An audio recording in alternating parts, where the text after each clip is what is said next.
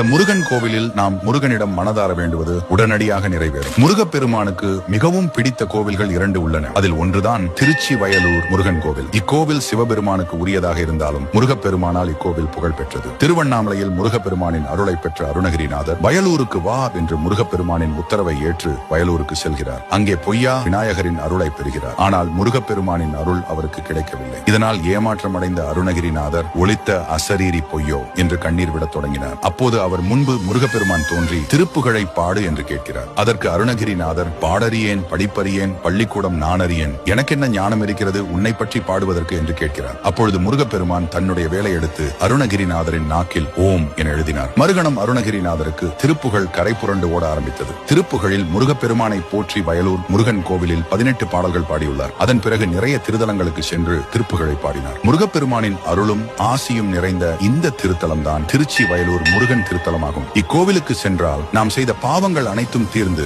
நம் வேண்டுதலை முருகப்பெருமான் உடனே நிறைவேற்றுவார் என்று சொல்லப்படுகிறது. அத்தகைய சிறப்பு வாய்ந்த கோவிலுக்கு நீங்களும் ஒரு முறை சென்று முருகப்பெருமானின் அருளை பெறுங்கள். இந்த முருகன்